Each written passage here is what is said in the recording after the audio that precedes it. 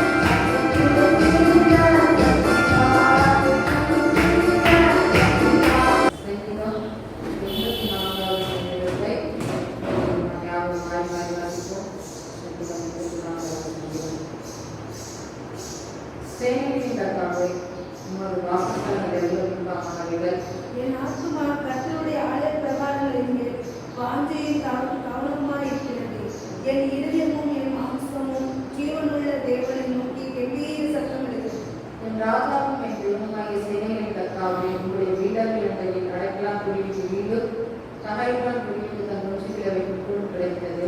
உம்முடைய வீட்டில் வாசமாயிருக்கிறவர்கள் பாக்கியவான்கள், அவர்கள் எப்பொழுதும் உம்மை துதித்துக் கொண்டே இருப்பார்கள். உம்மிட விலக்குகிற மனுஷனும் தங்கள் இதயங்களில் சபையான வழிகளை கொண்டிருக்கிறவர்களும் பாக்கியவான்கள். அழுகையில் பள்ளத்தாக்கி ஒருவன் நடந்து அதை நீரூற்றாக்கி கொள்கிறார்கள்.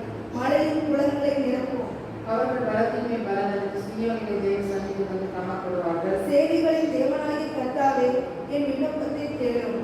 யாக்கோபின் தேவனை செவிகொடும். இந்த கேடகமாகிய தேவனை கனகமாய் இருக்கிற அபிஷேகம் படுத்தினவரின் முகத்தை பாரும். 1000 நாளை பார்க்கிலும் பிரதானங்களை செல்லும் ஒரே நாள் நல்லது. ஆகாமின் கூடாரங்களை வாசமாய் இருப்பதை பார்க்கிலும் என் தேவனுடைய ஆலயம் வாசற்படி காட்டிற்படியே தேடிக் கொள்வேன். தேவனாகி கர்த்தர் சூரியனும் கேடகமானவர். கர்த்தர் கிருபையும் மகிமையும் அருள்வார். உத்தமமாய் நடக்கிறவர்களுக்கு நன்மையே வழங்காதீர்கள். சேனைகளின் கர்த்தாவே, உம்மை நம்பிக்கிற மனுஷன் பாக்கியவான். 4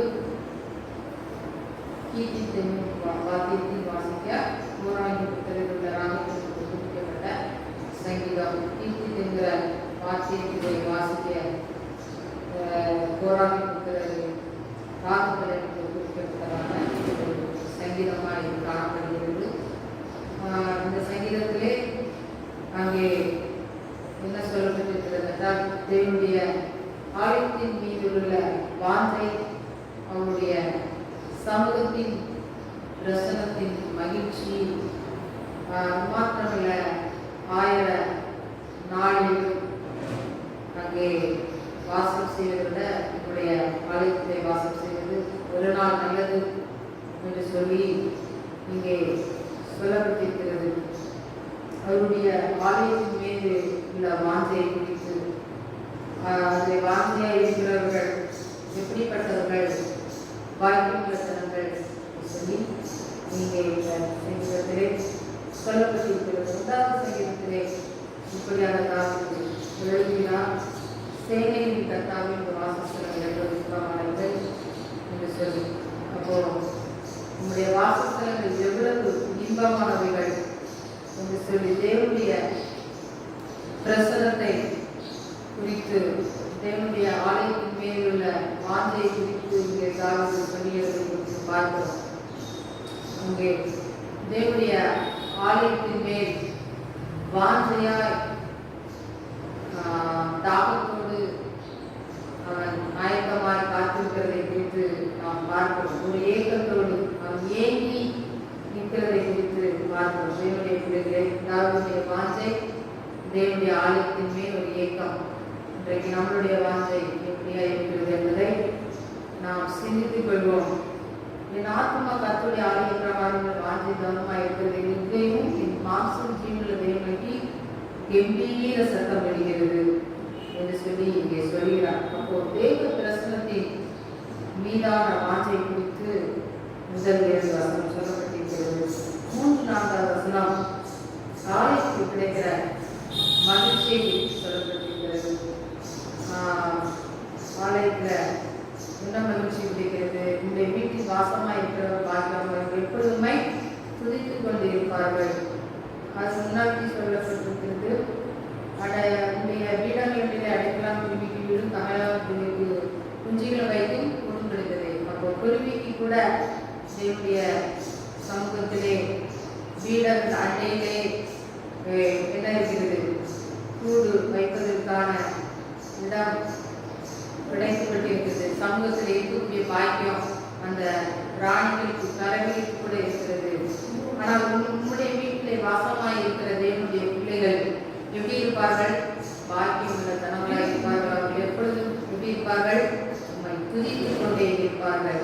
அப்போ தேவனுடைய ஆலயத்தில் இருக்கிற பிள்ளைகள் எப்படி இருப்பாங்க? கர்த்தரை துதித்துக் கொண்டிருப்பாங்க. ஆலயத்தில் கிடைக்கிற மகிழ்ச்சியை குறித்து சொல்லப்பட்டிருக்கிறது. 5வது வசனத்திலே அங்கே பலம் தரும் யாத்திரை குறித்து சொல்லப்பட்டிருக்கிறது. உண்மையிலே பலம் கொள்கிற மனுஷன் அந்த இருதயங்களில் சரியான வழிகளை கொண்டிருக்கிறவர்கள் பாய்க்கிறவர்கள். அருகில் பலத்தால் உருவன நீர்த்தாய்கள் மலை குளங்களை நிரப்பும். பலம் கொள்கிற மனுஷன் பாடுகள் வழியாக, கண்ணீர் வழியாக, துக்கங்கள் வழியாக, நெருக்கங்கள் வழியாக கடந்து வருகிற தேவனுடைய பிள்ளைகளை ஆண்டவர் அவருடைய பலத்தினால இடைக்கட்டுகிற தேவனாக இருக்கிறார். அப்படிப்பட்ட ஒரு பாடுகள் நிறைந்த பிரயாணத்தின் வழியாக அவர்கள் கடந்து வந்தாலும் அந்த பாடுகள் மத்தியிலே கர்த்தருடைய பலன் அவர்களை ஆட்கொண்டு வழி நடத்துகிறதா இருக்கிறது. 10ஆம் வசனம் தேவ பிரசன்னத்தின் மேன்மை குறித்து சொல்லப்பட்டிருக்கிறது. 1000 நாளை பார்க்கின்ற பிரகாரத்தில் செல்லும் ஒரு நாள் நடந்து ஆகாமை கூடாத வாசமாக இருப்பதை பார்க்க ஆலயத்தின் வாசத்தில் காத்திருப்பதை தெரிந்து கொள்ள வேண்டும். 1000 நாள்ல பல இடங்களிலே இருந்தாலும் மற்ற இடங்களிலே இருந்தாலும் அந்த ஒரு நாளாகிய தேவனுடைய சமூகத்திலே காத்திருப்பது நான் தெரிந்து கொள்வேன் என்று தாவீது சொல்கிறார். அப்ப அந்த ஒரு நாளிலே தேவனுடைய ஆசீர்வாதம் மிகவும் சிறப்பானதாக இருக்கிறது. அப்போ நம்ம மற்ற நாட்களிலே 1000 நாட்கள் நம்முடைய வாழ்கிற வாழ்க்கை அங்கே மற்ற நம்முடைய பல காரியங்கள் நம்முடைய சுய காரியமாக இருக்கலாம். அப்படிப்பட்ட காரியங்கள் நம்ம இருந்தாலும் நம்ம ஆண்டவருக்கு கொடுக்கப்படுகிற அந்த நாள் மிகவும் ஆசீர்வாதத்தின் நாளாக இருக்கிறது. அந்த நாளிலே ஆண்டவர் என்ன செய்கிறார்? நமக்கு ஆசீர்வாதத்தின் நன்மையும் தருகிறார், சமாதானத்தை பாதுகாப்பையும் தருகிறார், கிருபையின் நன்மையாக என்ன செய்கிறார்? தருகிறார். அவருடைய சமூகத்தில் வரும்போது அப்படிப்பட்டதான தேவனுடைய ஆசீர்வாதம் இருக்கிறது. இன்னுமாக 12-12 வசனத்தில் தேவனாகி கர்த்தர் சூரியன் இடமாய் இருக்கிறார், கர்த்தர் கிருபை மென்மையாகவா உத்தமமான நன்மையை வழங்குகிறார். அப்போ தேவன் எப்படி இருக்கிறார்? தேவனுடைய பிள்ளைகளுக்கு சூரியனுமாய் இருக்கிறார், இடமாய் இருக்கிறார், கிருபையும் மகிமையை அருளுகிற தேவனாய் இருக்கிறார். அது மாத்திரமில்ல, உத்தமமாக நடக்கிற பிள்ளைகளுக்கு அதை என்ன செய்கிறார்? தேவன் தருகிற தேவனாய் இருக்கிறார். சேனைகளின் கர்த்தாவை நம்பியிருக்கிற மனுஷன் பாக்கியவான். கர்த்தரை நம்பியிருக்கிற பிள்ளைகள் வெளிப்பட்டவர்கள் பாக்கியம் உள்ள ஜனங்களாக இருக்கிறார்கள். அப்போ இந்த சங்கீதத்திலே நம்ம சுருக்கமா பார்த்தோம்னா என்ன சொல்லப்பட்டிருக்கிறதுனா, தாவீது அங்கே கர்த்தருடைய ஆலயத்தின் மேலுள்ள வாஞ்சைக்காக அவன் ஏங்கி ஆசையாய் நிற்கிறதை குறித்து இங்கே சொல்லப்பட்டிருக்கிறது. அது மாத்திரமல்ல, தேவனுடைய பிரசன்னத்திலே அவன் நிறைந்து அதிலே மகிழ்ச்சியாய் இருக்கிறது. அது எவ்வளவு இன்பத்தை தருகிறது என்று சொல்லி அவன் சொல்கிறதை பார்க்கிறோம். மாத்திரமில்ல, அங்கே தேவனுடைய சமூகத்திலே தேவனுடைய பிரசன்னத்திலே மகிழ்ச்சியையும் பாதுகாப்பையும் சமாதானத்தையும் தருகிறதா இருக்கிறது என்று சொல்லி இங்கே சுருக்கமாக அங்கே சொல்ல முடியும். தேவனுடைய அப்படி தேவனுடைய சமூகத்திலே ஆலயத்தின் மேல் நம்ம இருக்கணும், வாஞ்சியா இருக்கணும். அந்த ஆலயத்தின் மேல தேவனுடைய பிரசன்னத்தின் மேல நம்ம தாகமாய் இருக்கும்போது அந்த வாழ்க்கையிலே ஆண்டவர் நித்திய மகிழ்ச்சி, பேரின்பம், சமாதானம், அவருடைய கிருபை, பலன், சத்துவம் எல்லாவற்றையும் கர்த்தர் தந்து நிறைவான ஆசீர்வாதங்களை நமக்கு தந்து கர்த்தர் ஜெயமுள்ளவராய் நம்மை வழிநடத்த போதுமானவராய் இருப்பார். சங்கீதம் 29ஆம் அதிகாரம் 11ஆம் வசனத்தை நாம் வாசிப்போம். சங்கீதம் 29:11 வசனத்தை கர்த்தர் தமது ஜனத்திற்கு பலன் கொடுப்பார். கர்த்தர் தமது ஜனத்திற்கு சமாதானம் அருளி அவர்களை ஆசீர்வதிப்பார். கர்த்தர் தமது ஜனத்திற்கு பலன் கொடுப்பார். கர்த்தர் தமது ஜனத்திற்கு சமாதானம் அருளி அவர்களை ஆசீர்வதிப்பார். கர்த்தர் தம்முடைய ஜனத்திற்கு பலன் கொடுப்பார். கர்த்தர் தம்முடைய ஜனத்திற்கு சமாதானம் அருளி அவர்களை ஆசீர்வதிப்பார். கர்த்தர் தம்முடைய ஜனத்திற்கு பலன் கொடுப்பார். கர்த்தர் தம்முடைய ஜனத்திற்கு சமாதானம் அருளி அவர்களை ஆசீர்வதிப்பார். அல்லேலூயா. ஆண்டவர் 3 விதமான காரியங்களை நமக்கு கொடுக்கிறார். அல்லேலூயா. ஒன்று என்னது? பலன், இன்னொன்று சமாதானம், இன்னொன்று ஆசீர்வாதம். அல்லேலூயா. பலம் இருக்கலாம், பலம் இல்லை. அறிவு இருக்கலாம், சமாதானம் இல்லை. எல்லாம் இருக்கலாம், தேவ ஆசீர்வாதம் இல்லை.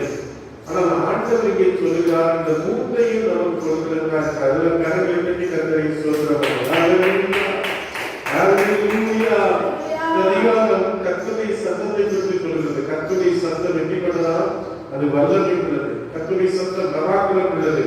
கர்த்தருடைய சத்தம் பேதுரு மரங்களை விரிக்கிறது. கர்த்தருடைய சத்தம் பெண் மான்களை ஈடுபடி செய்கிறது என்று சொல்லி கர்த்தர் காதேஸ் வனாந்தரத்தை அதிர பண்ணுகிறார் என்று சொல்லி கர்த்தருடைய சத்தத்தை குறித்து சொல்லப்படுகிறது. அப்போ இங்கே ஆண்டவர் சொல்லுகிற இந்த காரியம் என்னவென்றால் கர்த்தருடைய ஜனத்துக்கு பலன் கொடுப்பார். ஹல்லேலூயா, ஹல்லேலூயா. தேவனுடைய கால வெளியிலே நாம் சோர்வோடு இருக்கலாம், பலவீனத்தோடு இருக்கலாம், பின்வாதத்தில் இருக்கலாம், தோல்வியில் இருக்கலாம், ஏமாற்றத்தில் இருக்கலாம். ஆனால் கர்த்தர் நம்மோடு சொல்கிற வார்த்தை, நான் உனக்கு பலன் கொடுப்பேன், நான் உனக்கு சத்துவம் கொடுப்பேன், நான் உன்னை பலப்படுத்தி உனக்கு சகாயம் பண்ணுவேன், என் நீதி பலக்கரத்தினால் என்னை தாங்குவேன் என்று சொல்கிற நல்ல கரங்களை தட்டி கர்த்தரை சொல்கிற மனிதன். சகாயம் 4ஆம் அதிகாரம் 6ஆம் வசனம் சொல்கிறது, பலத்தினாலும் அல்ல, பராக்கிரமத்தினாலும் அல்ல, என்னுடைய ஆவியினாலே ஆகும். இஸ்ரவேல் ஜனங்கள் பாபிலோன் தேசத்திலே 70 வருஷம் அவர்கள் சிறையிருப்பில் இருந்தார்கள். அவர்களை சத்துரு சிறைப்பிடித்து வைத்திருந்தான். ஓ பிரைஸ் தி லார்ட். அந்த நேபுகாத்நேச்சார் அவர்களை கொண்டு போய் கொடுமைப்படுத்தி, கண்களை குடுக்கி, அடிமைப்படுத்தி, வேதனை, வெட்கங்கள், அவமானங்களை உண்டு பண்ணி அவர்களுக்கு பலவிதமான நெருக்கங்களை கொடுத்து கொண்டிருந்தான். அந்த சிறையிருப்பிலே கர்த்தருடைய பிள்ளைகள் கர்த்தரை நோக்கி கூப்பிட்ட போது, கர்த்தரை நோக்கி ஜெபித்த போது, கர்த்தர் தண்டைகளை மாற்றி, போராட்டங்களை மாற்றி, செருபாபேல் மூலமாய் தம்முடைய ஆலயத்தை திரும்பவும் கட்டுவதற்கு கர்த்தர் வழியை திறந்து கொடுத்தார். ஹல்லேலூயா. ஆண்டவர் பிரைஸ் தி சகரியா மூலமாய் சொன்னார், இது பலத்தினாலும் அல்ல, பராக்கிரமத்தினாலும் அல்ல, இது ஆவியினாலே ஆகும் என்று சொன்னார். ஹல்லேலூயா, ஹல்லேலூயா. Price the Lord. எரேமியா 15:5 நாம் வாசிக்கும் போது, மனுஷர்கள் நம்பிக்கை வைத்து மாம்சமானவரை தனக்கு முயலாமாக்கிக் கொண்டு கர்த்தரை விட்டு விலகுகிற இருதயமுள்ள மனுஷன் சபிக்கப்பட்டவர் என்று கர்த்தர் சொல்றார். ஹல்லேலூயா. இன்னைக்கு நீ மனுஷரை நம்பிக்கொண்டிருக்கிறாயா? உன்னுடைய சரீரம், உன்னுடைய மாம்சத்தை நம்பிக்கொண்டிருக்கிறாயா? உன்னுடைய சொத்துக்களை நம்பிக்கொண்டிருக்கிறாயா? நீ எதை நம்புகிறாய்? ஹல்லேலூயா. அன்னைக்கு பிரைஸ் தி லார்ட். இசைக்கியா ராஜாவை பார்த்து ஒரு பிரைஸ் தி லார்ட் சரகருக்குரிய ஓ பிரைஸ் ராப்சாக்கே, சேனாதிபதி ராப்சாக்கே, நீ நம்பியிருக்கிற நம்பிக்கை என்ன? ஹல்லேலூயா. இந்த காலையில் நீ எதை நம்புகிறாய்? தேவனுடைய உன்னுடைய விசுவாசம் எதன் இருக்கிறது? மனுஷனை நம்புவதை பார்க்கிலும் கர்த்தருக்கு பദ്ധதமாய் இருப்பதே நல்லது என்று சொல்லி சங்கீதம் 118 சொல்கிறது. ஹல்லேலூயா, ஹல்லேலூயா. சங்கீதம் 146 சொல்கிறது, பிரபுக்களை ரட்சிக்க திராணி இல்லாதவர்களை நீங்கள் என்ன செய்யுங்கள்? நம்பாதீர்கள். ஹல்லேலூயா சொல்லுங்க. எஸ்ஐயா 2:22 சொல்கிறது, பிரைஸ் தி லார்ட், ஸ்தோத்திரம். ஹல்லேலூயா. நாசியிலே சுவாசம் உள்ள மனுஷனை நம்புவதை நீங்கள் என்ன செய்யுங்கள்? விட்டு விடுங்கள். ஹல்லேலூயா சொல்லுங்க. இன்னைக்கு தேவனுடைய உன்னுடைய நம்பிக்கை எப்படிப்பட்டதாக இருக்கிறது? உன் வாழ்க்கையில நீ எதை நம்பிக்கிற? உன்னுடைய சொத்தையா, உன்னுடைய பணத்தையா, உன்னுடைய பெருமையா, உன்னுடைய குடும்பத்தையா? நீ எதை நம்பிக்கொண்டிருக்கிறாய்? ஹல்லேலூயா சொல்லுங்க. வாசிங்க 2 நாளாகமத்தின் புத்தகம் 32ஆம் அதிகாரம் 8ஆம் வசனத்தை வாசிக்கும்போது வாசிக்கலாம். Price the Lord. 2 நாளாகமம் 32:8 வாசிங்க. 2 நாளாகமம் 32ஆம் அதிகாரம் 8ஆம் வசனத்தை எடுத்து வாசிங்க. அவனோடு இருக்கிறது மாம்சதம், நமக்கு துணை நின்று நம்முடைய யுத்தங்களை நடந்த நம்மோடு இருக்கிறவர் நம்முடைய தேவனாகிய கர்த்தர் தானே என்று அவர்களை தேற்றினார். ஹல்லேலூயா. அவனோடு இருக்கிறது மாம்சதம். ஹல்லேலூயா சொல்லுங்க. தேவப்பிள்ளையே, உங்க உலகத்தில் இருக்கிறவங்க மாம்ச பலம் இருக்கிறது, 32 இன்ச்சு மார்பு இருக்குது. ஹல்லேலூயா. அதாவது காமிச்சு பெருமை பாராட்டலாம். பாத்தியா, இவ்வளவு பலம் இருக்குது, இவ்வளவு ஆட்கள் இருக்கிறோம், இவ்வளவு இருக்கிறது. அமெரிக்க தேசத்தை எடுத்துக்கொள்ளுங்க. அமெரிக்க ஜனாதிபதி டொனால்ட் ட்ரம்ப் சொல்றாங்க, யாராவது பாராட்டினவங்க உங்க தேசத்திலே வந்து தூக்கிடுவேன்னு சொல்றான். அருமையான தேவன், அந்த பணபலம் இருக்குது, படை பலம் இருக்கிறது, ஆனால் நம்மிடத்துல இருக்குது கர்த்தருடைய பலம். ஹல்லேலூயா சொல்லுங்க. ஓ பிரைஸ் தி லார்ட். ஏசாயா 31:1 வாசிக்கலாம். ஏசாயா 31:1 வாசிக்கலாம். வாசிங்க. ஏசாயா 31 வாசிக்கலாம். ஏசாயா 31 வாசிக்கலாம். 31:1. சகாயம் அடையும்படி இஸ்ரவேல் பரிசுத்தரை நோக்காமலும் கர்த்தரை தேடாமலும் எகிப்துக்கு போய் வைத்து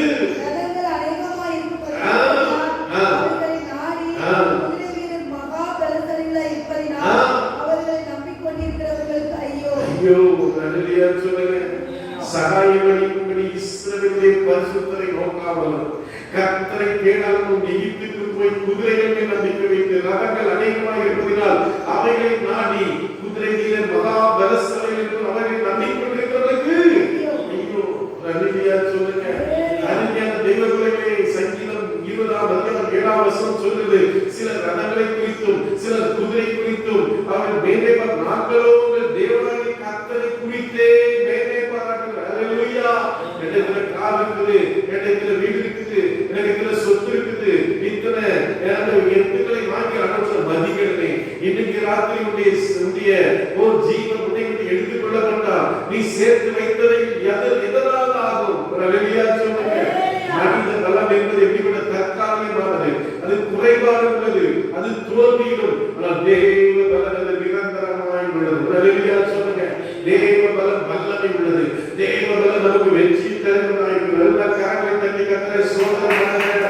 ஹல்லேலூயா, ஹல்லேலூயா. நமக்கு பலம் எப்போது தேவையா இருக்கிறது சொல்லுங்க பார்க்கலாம். நமக்கு எப்போது பலம் தேவையா இருக்கிற சோதனை நேரங்களில் வாசிங்க. 1 கொரிந்தியர் புத்தகம் 10ஆம் அதிகாரம் 13ஆம் வசனத்தை வாசிங்க பார்க்கலாம். 1 கொரிந்தியர் 10ஆம் அதிகாரம் 13ஆம் வசனத்திலே சொல்லப்பட்டிருக்கிறது வாசிங்க. மனுஷருக்கு நேரிட்ட சோதனை இல்லாமல் வேறு சோதனைகளுக்கு நேரிடுவதில்லையே.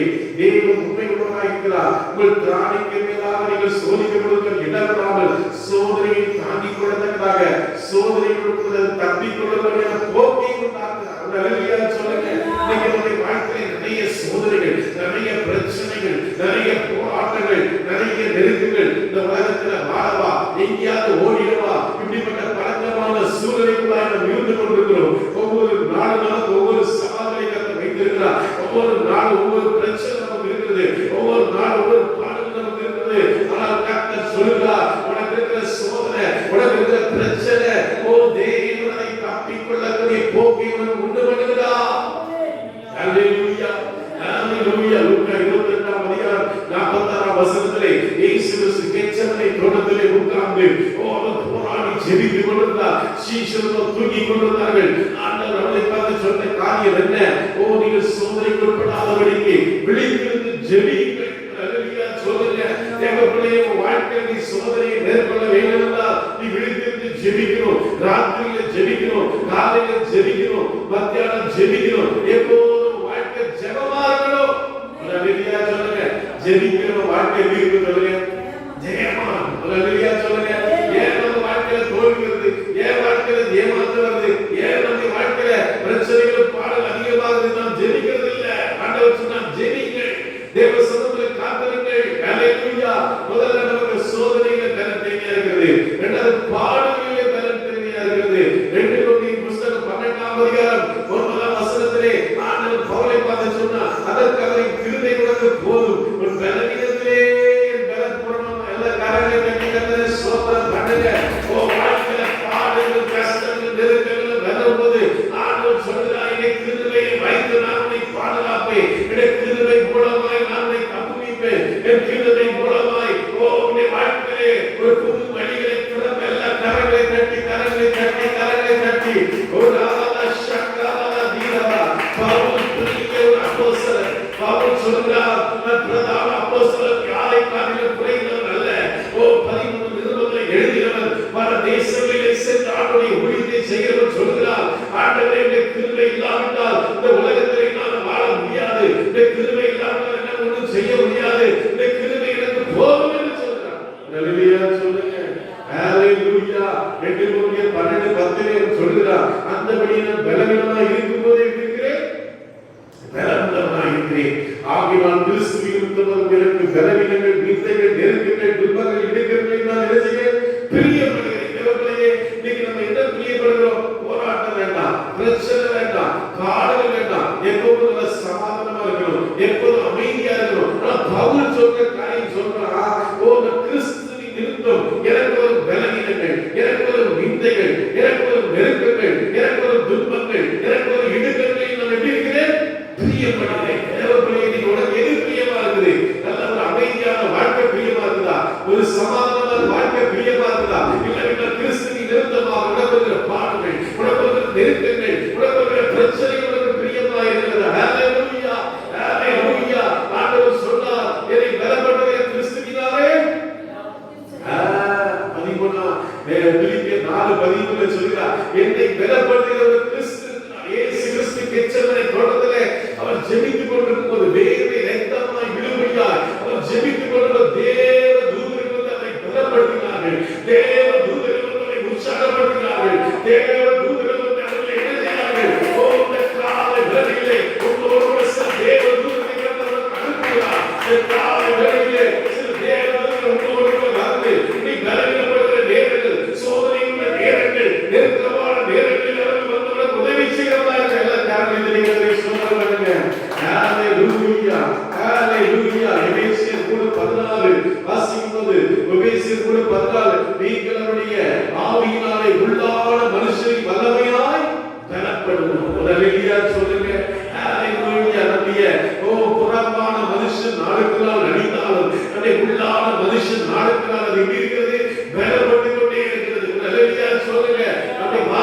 கர்த்தருடைய வார்த்தை, கர்த்தருடைய வசனம், கர்த்தருடைய தீர்க்க தரிசனங்கள் வரும்போது நம்மை உள்ளான மனுஷனை பலப்படுகிறது, வல்லமையாய் பலப்படுகிறது. அல்லேலூயா சொல்லுங்க. ஏசாயா 40:29 சொல்லுது, அவர் சோர்ந்திருக்கிறவர்களுக்கு பலன் கொடுத்து சத்துவமில்லாதவர்களுக்கு சத்துவத்தை பெருக பண்ணுகிறவர். அல்லேலூயா, அல்லேலூயா. இன்று பலன் நமக்கு சோதனைகளே, பாடுகளே, ஆவிக்குரிய யுத்தத்திலே. அல்லேலூயா சொல்லுங்க. ஆண்டவர் எபேசியர் 6:10 சொன்னார், மாம்சத்தோடு இரத்தத்தோடு மாத்திரமல்ல, ஆவியோடு குறைத்தனங்களோடு அந்தகார லோகாதிபதிகளோடு உங்களுக்கு என்ன உண்டு? போராட்டம் உண்டு. இந்த உலகம் ஒரு போராட்டம் நிறைந்த உலகம். எங்க பார்த்தாலும் பக்கத்து போராட்டம், சொந்தக்காரன் போராட்டம், பிசினஸ்ல போராட்டம், வேலையில போராட்டம், ரோட்ல போராட்டம், எங்க போனாலும் நமக்கு போராட்டம் உண்டு. ஒரு வெளியா சொல்லுங்க. கடந்த நாட்களில் கேரளாவிலே ஒரு சகோதரன் பிரயாணம் பண்ணி கொண்டிருக்கிறார்.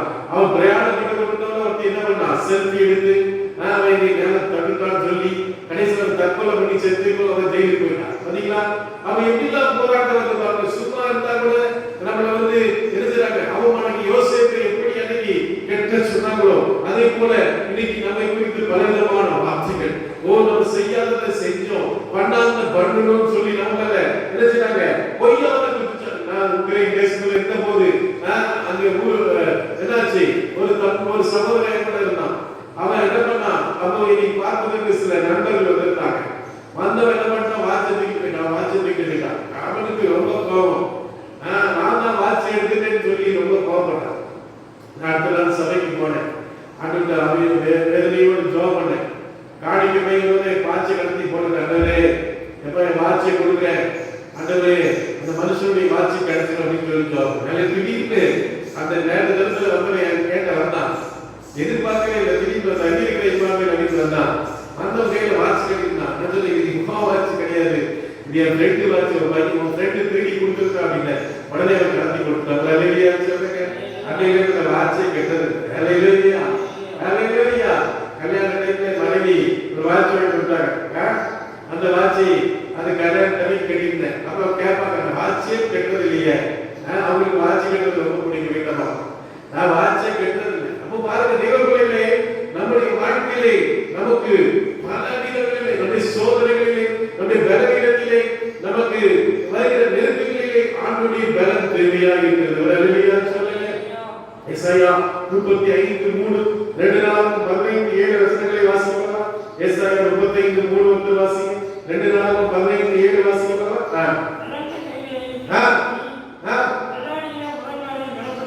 தளர்ந்த கைகளை எரிச்சுங்கள், திடப்படுத்தி தள்ளாடுகிற முழங்கால்களை என்ன செய்யுங்கள், திடப்படுத்துங்கள். வயசு ஆளாக என்ன செய்கிற முழங்கால்களா சோர்வாகுது, படியில ஏறனா கஷ்டமா இருக்குது, மூச்சு இறைக்குது.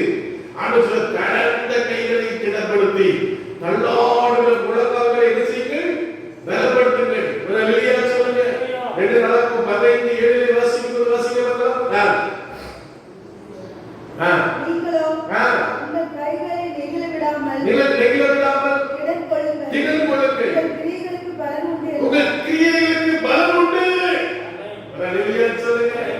அல்லேலூயா. வெளிப்படுத்தல் 3:8 சொல்லப்படுகிறது, உங்கள் கிரியைகளுக்கு பலன் உண்டு. கொஞ்சம் பலன் இருந்தது, நாமத்தை மறதியாதபடி நான் இதோ நான் நினைத்திருக்கிறேன், திறந்த வாசலை நான் வைத்திருக்கிறேன். அல்லேலூயா.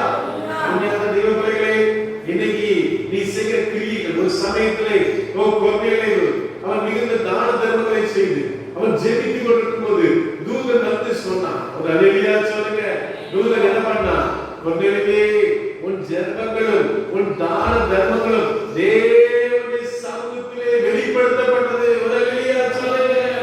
தேவனுக்கு தெரியும், நம்ம மறந்துடலாம், நம்மகிட்ட ஆசீர்வாதம் வாங்கினவங்க மறந்துடலாம், ஆனா ஆண்டவர் மறக்க மாட்டார். ஒரு அல்லேலூயா சொல்லுங்க. அல்லேலூயா.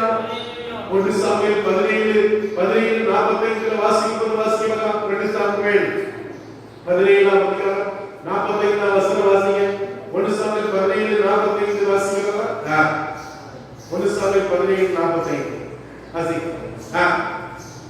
அதற்கு தாவீது பெலிஸ்தனை நோக்கி, நீ பட்டயத்தோடும் ஈட்டியோடும் என்னிடத்தில் வருகிறாய். நானோ இந்தித்த இஸ்ரவேலினுடைய ராணுவங்களின் தேவனாகிய சேனைகளுடைய கர்த்தரின் நாமத்தை. அல்லேலூயா. உனக்கு நிறைய பட்டயம் இருக்கிறது, உன்கிட்ட ஈட்டி இருக்கிறது,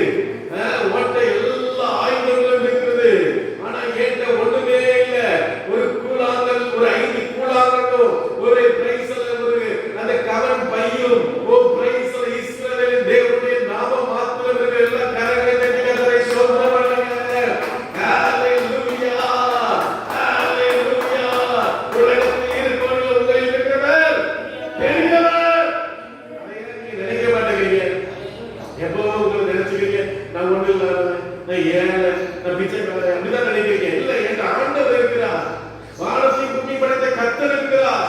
நான் ஆண்டவருடைய பிள்ளை, நான் விலையேறப்பட்டவன். எவ்வளவு கோடி சொத்து இருந்தாலும் நரகத்துக்கு தான் போறான். அல்லேலூயா. எத்தனை கோடி சொத்து இருந்தாலும் தேவனை அறியாத மனுஷன் நரகத்துக்கு தான் போறான். ஒன்றுமே இல்லை, பரலோகத்துக்கு போகிறாய். அல்லேலூயா சொல்லுங்க. அல்லேலூயா. அதுதான் நமக்கு பெருசு. இந்த உலகத்துல நமக்கு வேற என்ன சந்தோஷம் இருக்குது?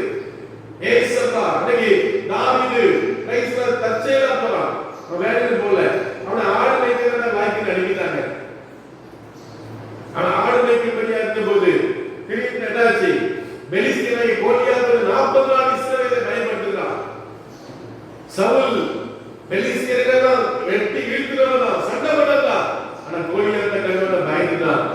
அவன் சொல்கிறான், நீ ஈட்டியோடும் பட்டயத்தோடும் பலவிதமான ஆயுதங்களோடு வருகிறாய், நானும் அந்த நாமத்தை இயேசுங்கிற நாமத்துல வருகிறேன். அல்லேலூயா சொல்லுங்க. இயேசு நமக்கு இருக்கிறார். அல்லேலூயா சொல்லுங்க. அல்லேலூயா. அல்லேலூயா. வாசிங்க 1 சாமுவேல் புத்தகம் 17ஆம் அதிகாரம் 36ஆம் வசனம் வாசிங்க. 1 சாமுவேல் 17:36. அவருக்கு சிங்கத்தையும் அந்த சிங்கத்தையும் அந்த கரடியையும் உம்முடைய அடியானாகிய நான் கொண்டேன். விட்டு செல்லும் இல்லாத இந்த பெலிஸ்தனோ அவைகளில் ஒன்றை போல இருப்பான். அல்லேலூயா சொல்லுங்க. நான் என்ன பண்ணேன்? ஒரு சிங்கத்தையும் கரடியையும் நான் கொண்டு போட்டேன். ஒரு சிங்கம் வந்தது, கரடி வந்தது, ஒரு ஆட்டை போல கிழித்து போட்டேன். இந்த விருத்தை செய்தவர்களான பெலிஸ்தீனருக்கு போலதான் இருப்பான். அல்லேலூயா சொல்லுங்க. அல்லேலூயா. இன்னைக்கு உனக்கு இருக்கிற பிரச்சனை ஒண்ணுமே இல்ல, உனக்கு இருக்கிற போராட்டம் ஒண்ணுமே இல்ல, உனக்கு இருக்கிற நெருக்கம் ஒண்ணுமே இல்ல, உனக்கு இருக்கிற சூழலை ஒண்ணுமே இல்ல. எல்லாவற்றையும் கிழித்து போடக்கூடிய ஒரு வல்லமை உனக்கு இருக்குது. அல்லேலூயா. அல்லேலூயா. அவன் ஏதாவது இருக்கு கவசம் வச்சிருந்தா, ஏதாவது ஆயுதம் வச்சிருந்தா, கை மாத்திரம் தான் அவனுக்கு இருந்தது. அல்லேலூயா சொல்லுங்க. அல்லேலூயா. 1 ராஜாக்களின் புத்தகம் 19ஆம் அதிகாரம் 7-8 வசனங்களிலே நாம் யாரை குறித்து வாசிக்கிறோம்? எலியாவை குறித்து வாசிக்கிறோம். எலியா என்ன பண்ணாரு? அவர் என்ன பண்ணார்? வாசிக்கலாமா? 1 ராஜாக்கள் 19ஆம் அதிகாரம் 7-8.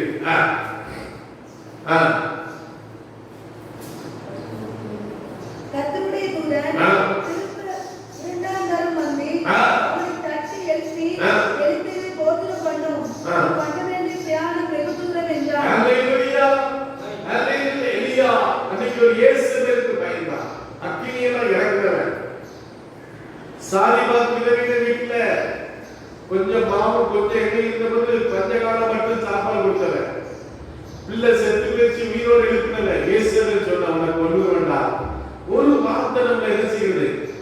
சோர்ந்து போகுது. அந்த நேரத்தில் எங்க மகா ஒரு வார்த்தை சொன்னான், நான் ரொம்ப சோர்ந்து போயிட்டேன், ராத்திரி சாப்பிடல, எனக்கு கஷ்டமா இருந்துச்சு. அடுத்த நாள் எழுப்பி எங்க ஆண்டோடைய வசனத்தை நம்ம பேசுவோம். அஷ்ட மொழியில ஆண்டோடைய வார்த்தையை நம்ம சொல்லுவோம் சொல்லி நம்ம சொல்லிட்டு நம்ம வெளியா சொல்லுங்க. நம்முடைய வாழ்க்கையில சத்து சில நேரத்துல நம்ம யாருன்னு நமக்கு தெரியாது, நமக்கு இருக்கிற பலம் தெரியாது, நமக்கு இருக்கிற வல்லமை தெரியாதனால நம்ம சோர்ந்து போக பண்ணுவோம். அவ்வளவுதான், நான் ஓடிய போச்சுதா, நீ இதுக்கு மேல நிக்க முடியாதுதா, அவ்வளவுதான் சொல்லி நம்ம சோர்ந்து போக பண்ணுவோம். அதை வெளியா சொல்லுங்க. ஆனா தேவன் சோர்ந்து போகும்போதெல்லாம் என்னை உற்சாகப்படுத்துகிறார்.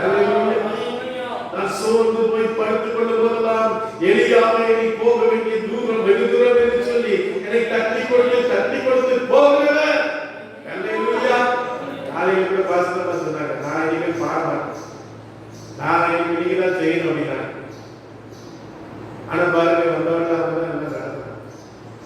எல்லாருக்கும் இருக்கிற சோர்வு தான், எல்லாருக்கும் இருக்கிற பலவீனம் தான்.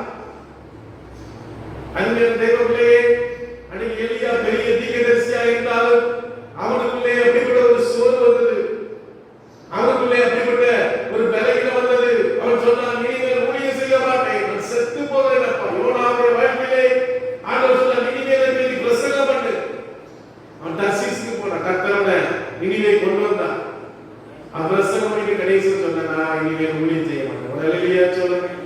நான் சாகல.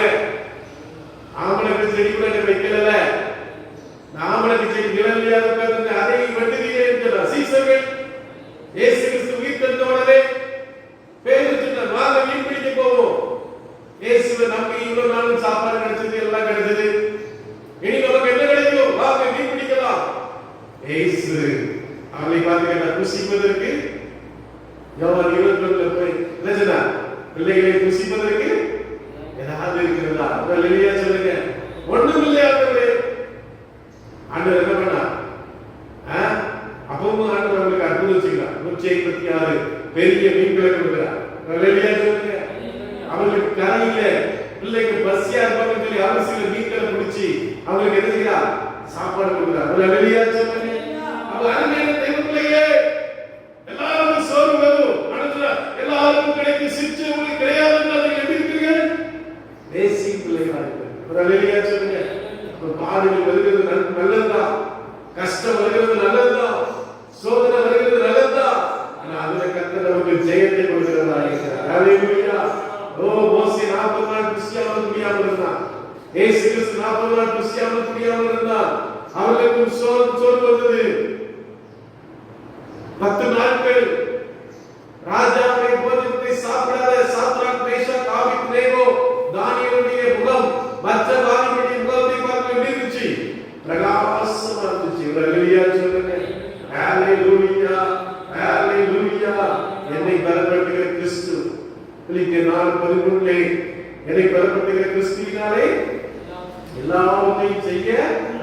ஆமென். பவுல் சொல்கிறார், நான் ஏழ்மையிலும் ஐஸ்வரியத்திலும் வாழ கற்றுக்கொண்டேன். அல்லேலூயா சொல்லுங்க. ஒரு விசுவாசிக்கு என்ன வரும்? ஐஸ்வரியம் வரும், ஏழ்மை வரும். கஷ்ட காலமும் உண்டு, நல்ல காலமும் உண்டு. நல்ல காலமே கொண்டிருக்கும் சொல்ல முடியாது, கஷ்ட காலமே கொண்டிருக்கும் சொல்ல முடியாது. ரெண்டும் உண்டு. நான் வாழ்ந்திருக்கும் தெரியும், தாழ்ந்திருக்கும் எல்லாவற்றிலும் நான் மனரம்யமா இருக்க கற்றுக்கொண்டேன். ஒரு அல்லேலூயா சொல்லுங்க. அல்லேலூயா. அப்ப அருமையான தேவர்களே, எஸ்ஐயா 40:31 என்ன சொல்கிறது? எஸ்ஐயா 40:31 என்ன சொல்கிறது? வாசிங்க. எஸ்ஐயா 40:31. எஸ்ஐயா 40:31 சொல்லுங்க. வாசிங்க. கர்த்தருக்கு காத்திருக்கிறவர்களோ கலன் அடைந்து கழுகுகளைப் போல செட்டைகளை அடித்து எழும்புவார்கள். அவர்கள் கோடிக்காலம் வெளிப்படையார்கள், நடந்தாலும் சோர்ந்து போவார்கள். கர்த்தருக்கு காத்திருக்கிறவர்கள் புது பலன் அடைவார்கள். அல்லேலூயா. ஆண்டவருடைய சமூகத்துல தெய்வப்பிள்ளைகள் காத்திருக்கணும். நீங்க சங்கீதக்காரன் சொன்னாங்க அல்லவா? இந்த சங்கீதம் 84 என்னது? 84 சங்கீதத்துல என்ன வாசம்? என்ன பிரசங்கம் பண்ற வாசம்? சொல்லுங்க. சொல்லுங்கம்மா. 1000 நாளை பார்க்கிலும் இந்த பிரகாரங்களில் செல்லும் ஒரே நாள் வசனம் இருக்காது. அது இருக்கா? இருக்கா இல்லையா? இருக்கா வசனம் ஐயா? 10 வசனம். 1000 நாளை பார்க்கிலும்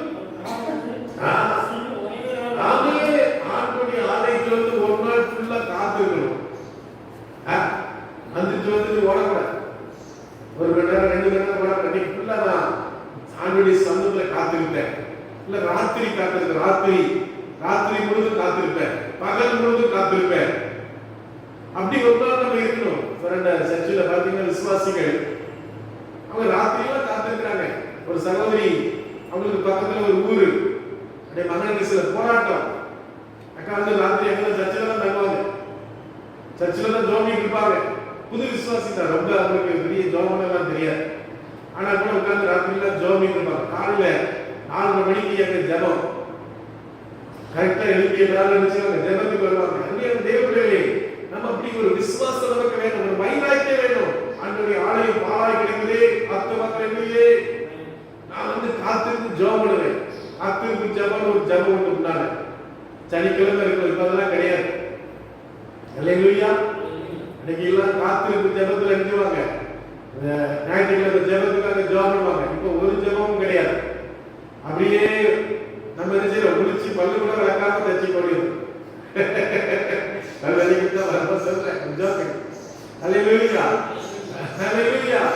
அப்ப அருமையான தேவ பிள்ளைகளே, நம்ம காலையிலே எழுதி ஜெபம் பண்ணணும்.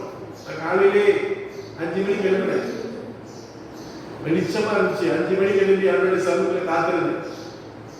6 மணிக்கு ஜோபிட்டு அந்த வசனம் எடுத்தேன். அவருடைய வார்த்தையை எடுத்தேன். சும்மா வந்து உங்களுக்கு கொடுத்தா இப்படி இருக்கும், ஒரு பிரோஜனம் இருக்காது. ஒரு ஏதோ ஒரு வசனத்தை எழுதி அப்படியே வாரம் வசனத்தை கொடுத்தா அவருடைய சமூகத்துல இருந்து காத்திருந்து ஆண்டவர்கிட்ட இருக்கிற வசனத்தை கொடுக்கும்போது அது ஜனங்களுக்கு ஆசீர்வாதமா இருக்கும். ஒரு வெளியா சொல்லுங்க. ஹல்லேலூயா. அந்த தேவ வார்த்தை சங்கீதம் 119:28 வாசிக்கிறா. சங்கீதம் 119:28. ஆமென். சங்கீதம் 119:28. அசிங்க. என் ஆத்துமா கரைந்து போகிறது. ஒரு வசனத்தின்படி என்னை எடுத்து நிறுத்து. ஒரு ஹல்லேலூயா சொல்லுங்க. சங்கீதத்தால் என் ஆத்துமா என்ன செய்கிறது? கரைந்து போகிறது. ஒரு ஹல்லேலூயா சொல்லுங்க. என் ஆத்துமா என்ன செய்கிறது? என் ஆத்துமாவை ஏன் கலங்குகிறாய்? சங்கீதம் 42ல சொல்றாரு. 45ல என் ஆத்துமாவை ஏன் கலங்குகிறாய்? ஏன் இயங்குகிறாய்? ஆத்துமால சோர்வு வருகிறது. ஆத்துமா சொல்றது போதும், ஊழியம் போதும், ஆண்டவர் போதும், எல்லாம் போதும் அப்படின்னு சொல்கிறது. ஆத்துமா அல்ல, ஒரு பயங்கர சோர்வு வருகிறது. ஆண்டவருடைய ஜெபத்துக்கு தாமதம் பண்ணும்போது நம்ம கரைந்து போகிறோம். ஆனா அந்த வசனம் என்னை எடுத்து நிறுத்துகிறது. ஹல்லேலூயா சொல்லுங்க. ஒரு வார்த்தை சொல்லும் ஆண்டவரே, வேலைக்காரன் என்ன செய்வார்? ஒரு வார்த்தை. இந்த வார்த்தை என்ன செய்கிறது? அது நம்மை பலப்படுத்துகிறது, நம்மை சக்திப்படுத்துகிறது. அப்போஸ்தலர் 1:8 சொன்னார், பரிசுத்த ஆவியினிடத்திலே வரும்போது நீங்கள் பலனடைந்து எருசலேமிலும் சமாரியாவிலும் பூமியின் கடைசி வரைக்கும் நீங்கள் இருப்பீர்கள். ஆமென். ஹல்லேலூயா. கர்த்தர் தம்முடைய ஜனத்துக்கு என்ன கொடுப்பார்? சமாதானம் கொடுப்பார். ஹல்லேலூயா சொல்லுங்க. ஆமென். யோவான் 16:27 சொல்றார், சமாதானத்தை விட்டு போகிறேன், என்னுடைய சமாதானத்தை உங்களுக்கு கொடுக்கிறேன். உலகம் கொடுக்கிற பிரகாரமாய் நான் உங்கள் இருதயம் கலக்காமலும் பயப்படாமலும் எதை குறித்து கலக்காத. ஒரு சமயத்துல ரியல் மோடி கப்பல்ல போறார். பயங்கர இந்த காலத்துல கப்பல்ல தான் போவாங்க. 1947 அப்புறம் தான் என்ன கண்டுபிடிச்சாங்க? ஃபிளைட் கண்டுபிடிச்சாங்க. அதெல்லாம் கப்பல்ல 6 மாசம் 5 மாசம் போவாங்க. கப்பல்ல போகும்போது கப்பல்ல கொடுங்காற்று அடிக்கிறது.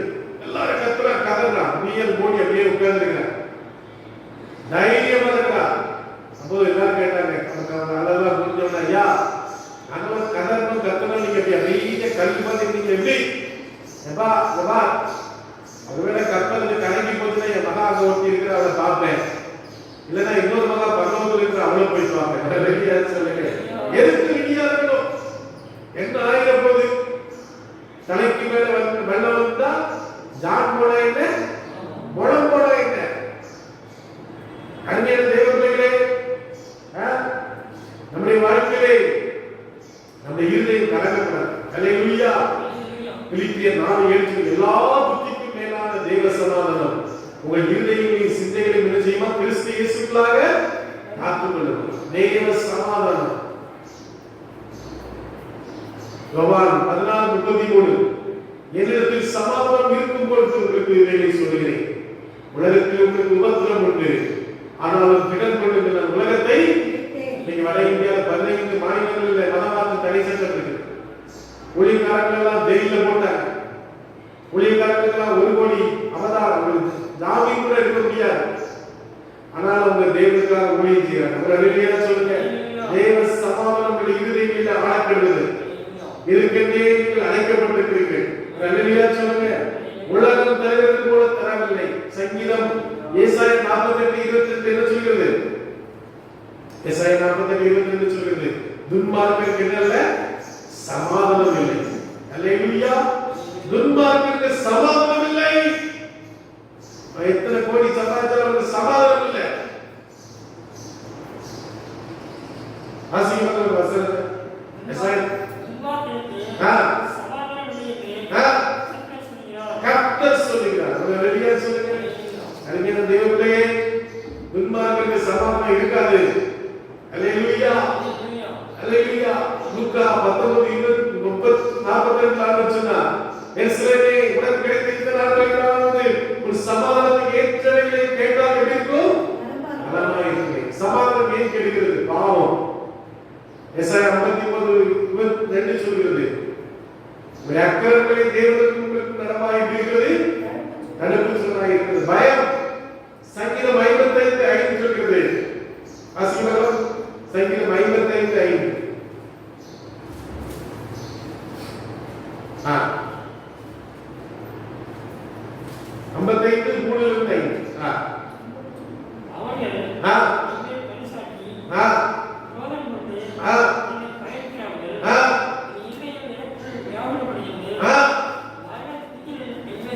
55:3-5. முதலாவது எதை வாசித்தோம்? பாவம். இரண்டாவது பயம். மூணாவது மத்தேயு 6:25 வாசிக்கலாம். மத்தேயு 6:25.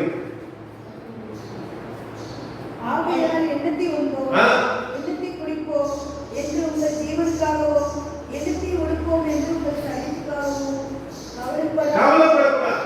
அப்ப சமாதானத்தை கெடுக்கிறது என்னது? பாவம், பயம், கவலை. அல்லேலூயா. சமாதான பிரபுதான் நம்முடைய ஆண்டவராகிய இயேசு கிறிஸ்து. சிலுவையிலே நமக்கு சமாதானம், தேவனுடைய சமாதானம் நம்மளோட இருக்கிறது. அல்லேலூயா. எல்லா புத்திக்கும் மேலான தேவ சமாதானம். சமாதானமாய் படுத்து தூங்குகிறேன். அல்லேலூயா. கர்த்தர் அவர்களை என்ன செய்வாரா? உபாகமம் 28 வாசிக்கும்போது, இன்று நான் உங்களுக்கு விதிக்கிற இந்த கற்பனையின்படி எல்லாம் நீ செய்ய காணும் இப்போது சொல்லப்பட்ட ஆசீர்வாதங்கள் என்ன செய்வான்? அளிக்கும். சங்கீதம் 1:1 கூட சொல்கிறது, துன்மார்க்கனுடைய ஆலோசனையில் தாவீதுடைய வழியில்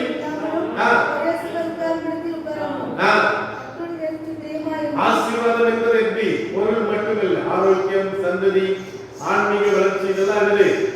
ஆசீர்வாதம். அல்லேலூயா. அல்லேலூயா. ஆசிங்க ஆசீர்வாதத்தின் உச்சம். எபேசியர் 1:3. எபேசியர் 1:3. எபேசியர் 1:3 வாசிங்க.